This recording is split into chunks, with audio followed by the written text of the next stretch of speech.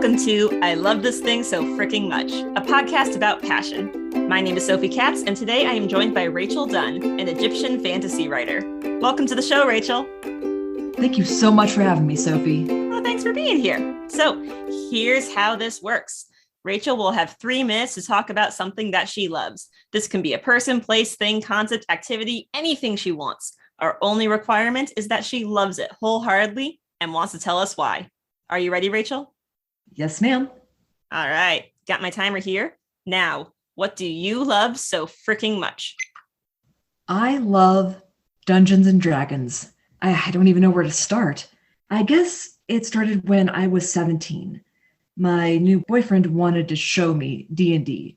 I'm pretty sure he just wanted to bring in his new girlfriend so he could, smooch me a lot more. But I took an active interest in the game. And you know what? We've been married for 13 years. The couple that rolls dice together stays nice together, I think. And there's just something about the game that's really appealing to me. It's just a bunch of grown-up folks getting together to play pretend. Pretend with rules, but, pretend. And when my boyfriend, who is now my husband, was showing me D&D, oh, buddy, strap in, kids, because it was Advanced Dungeons and Dragons 2nd edition. Now, for those of you who don't know, that was a very clunky, imbalanced game, but it was fun and we played it a lot. And it'll give you battle scars. Let me explain. So there was this thing called THAC0. It's an acronym to hit Armor Class 0. And it was used as the basis for determining if an attack roll succeeded in D&D. And what you had to do is, to see if the hit succeeded, you had to roll a 20-sided dice, your D20. And then you added and subtracted any bonuses or penalties. And then you had to subtract that number from your character's THAC0 value to find the strongest armor class that you could hit. And in this edition, armor classes ranged from 10 at the worst to -10 at the best, meaning a lower THAC0 value would give you better hits. And it was just messy. And let me tell you, 5th edition is so much simpler. I don't care what other people say. It's dumbed down. It might be, I don't know, but it's easier for so many people. It's eliminated the gateway feature of it. New people can come in a lot more easily than I would say if they had to deal with freaking THAC0. It's simple, accessible, and anyone who says otherwise is probably a power gamer and you don't want to talk to them. They're horrible. And the fact is, if it weren't for D&D, I probably wouldn't have written any of my books. Go ahead and finish your thought. Well, all of them were based on campaigns. One was one that my husband ran and one that I ran in the same setting. That's awesome. Thank you for telling us about Dungeons and Dragons today. Yeah. Really came at this topic from a bunch of different angles. I want to see how many I can chase down in one episode. Let's talk a little more about the community aspect. It sounded like Dungeons and Dragons was a way for you to bond with the people around you, notably your boyfriend turned husband. Yeah, and not only did I get to meet that wonderful man, but I also made a bunch of new friends that I still see from time to time, and it's great. Mm-hmm. I made friends with a woman named Abby. She's just one of the coolest, chillest people I know. And she was dating her boyfriend at the time, and she dragged him over to one of my campaigns. And then they got married. And then, and then they moved to a freaking new state. We still play every Friday over Roll20. It's a website that connects players. It's super cool. Why do you think that Dungeons and Dragons is so good at bringing people together like that? Well, like I said earlier, it's just a bunch of adults getting to play pretend again.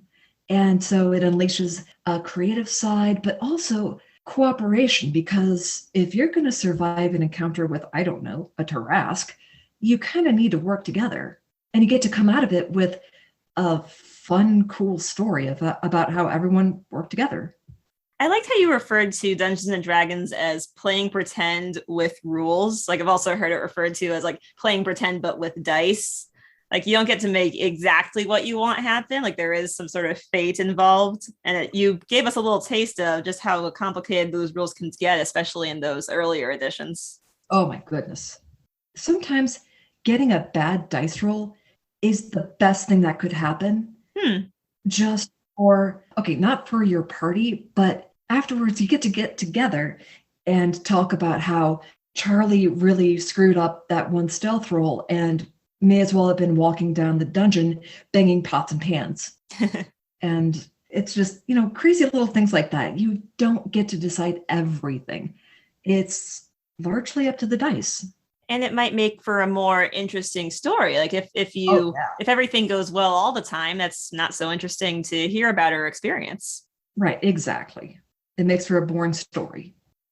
Do you have any recommendations for new players just trying to get into Dungeons and Dragons who maybe have heard about all the difficult rules and the different editions and have no idea where to get started?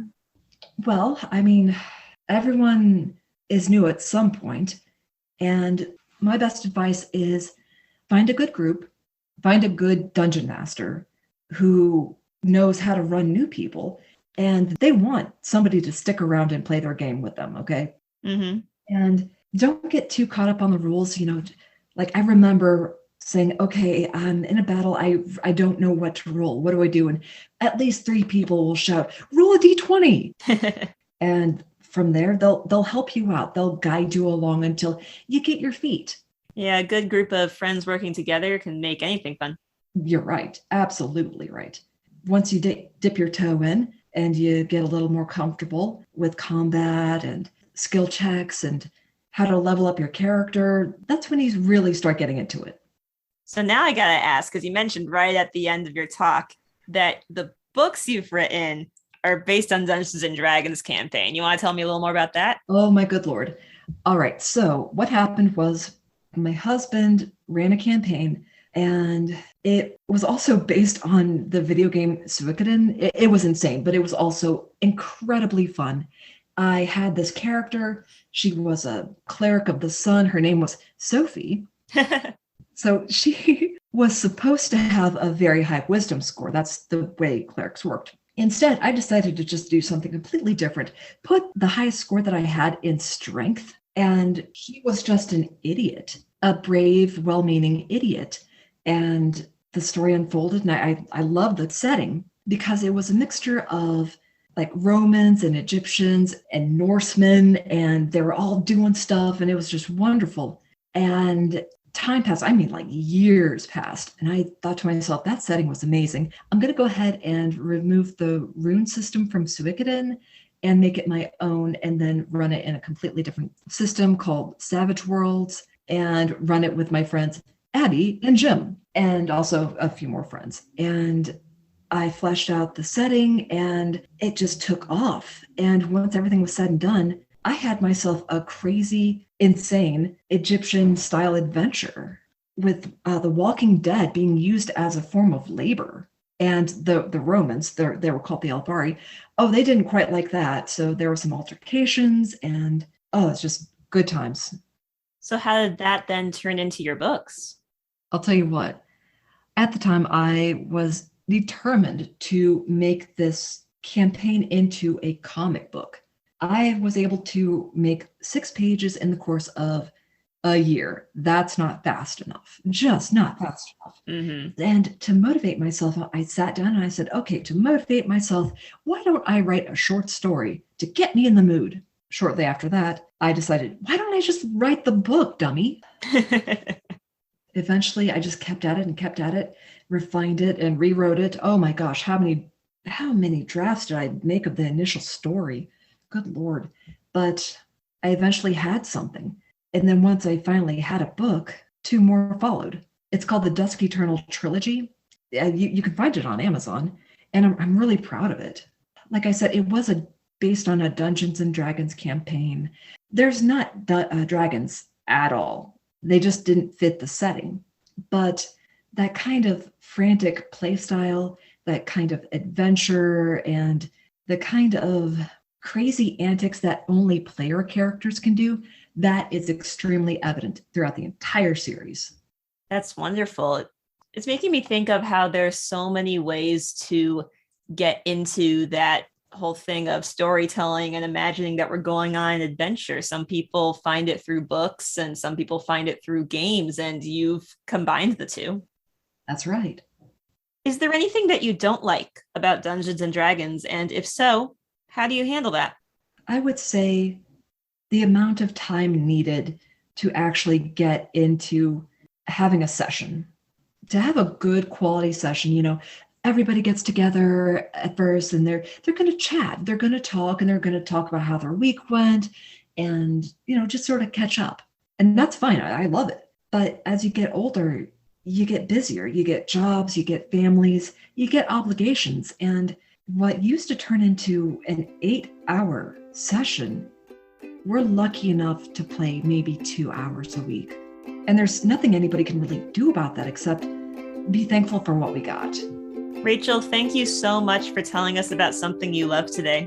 Thank you so much for having me. Oh, my pleasure. And thank you, our listeners, for tuning in today. If you would like to learn more about Dungeons and Dragons or our guest, Rachael Dunn, you can find her social media information in the episode description. And don't forget to use the hashtag #LoveThisThingCast to tell us about the things you love. I Love This Thing So Fricking Much is a production of Through the Window Media. This episode was directed and edited by Sophie A. Katz. You can find us at Through the Window on Twitter, Facebook, Instagram, or Tumblr. That is THROU The Window at all those social media sites. Be good to yourself, be kind to each other, and you'll hear from us again soon.